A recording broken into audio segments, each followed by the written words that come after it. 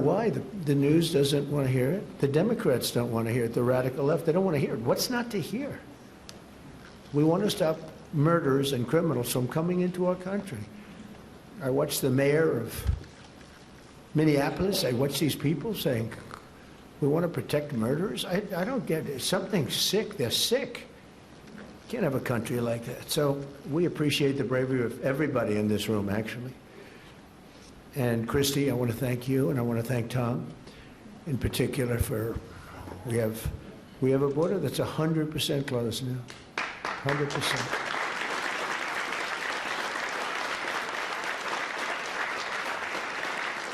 So Laken's story is even more tragic because her death was completely preventable. This shouldn't have happened. Guy should never have been here. Not only should her killer not have been released into our country in the first place, but he was released a second time after being arrested in New York City. Here today is a great gentleman, the police officer who arrested that illegal alien, only to watch him be set free to kill. I mean, he was arrested and they let him go free. They knew he was trouble, big trouble.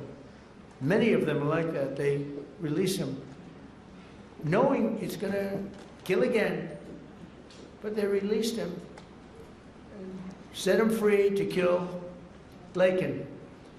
So I'd like to have Ethan Curreri come up, please. He's a great, highly respected police officer, and you can explain what happened. Come on up. Thank you, Ethan.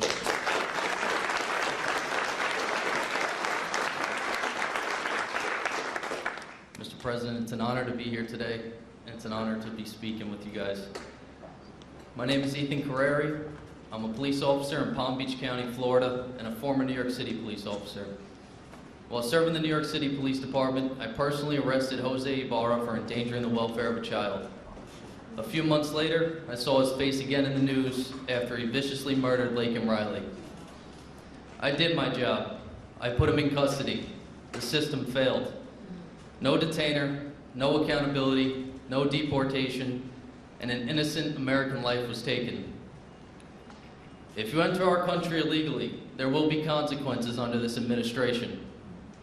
The American citizens must always come first. To Laken Riley's family, your loss should have never happened.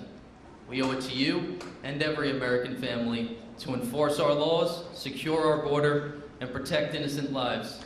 Mr. President, thank you so much for having me here today, and thank you for all you've done for our country. Thank you. Thank you very much.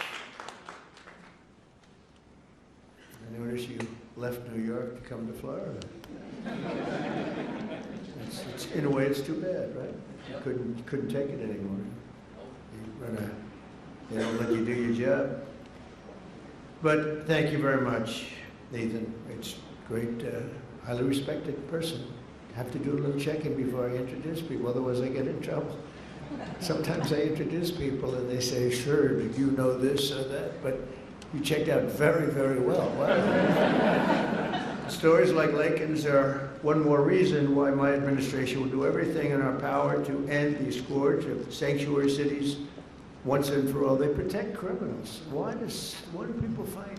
They protect criminals with a vengeance. They fight for these criminals like murderers. They're protecting murderers.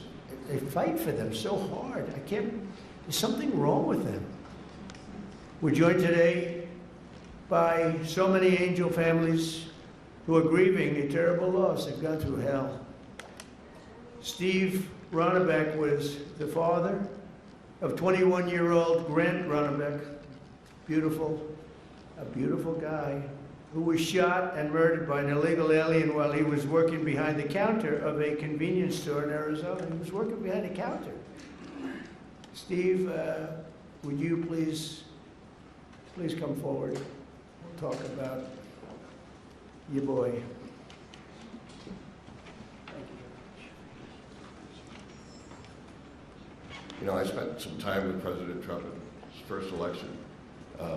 President Trump talked about Grant even before he was elected in 2016. And finally, we had hope. We had hope that it was going to end. I was just talking to Secretary Noem that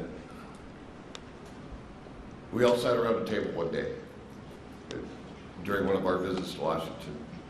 And again, the word preventable came up.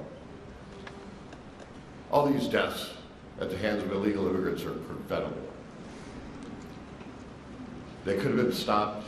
We could have done so much more, unfortunately, at the hands of an election that we questioned.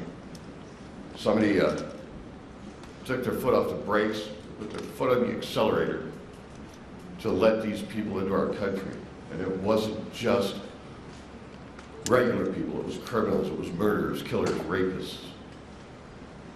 And now today, we are finally going to see that somebody's going to remember all of our loved ones. They're going to remember the names, and they're going to remember what we've all been through.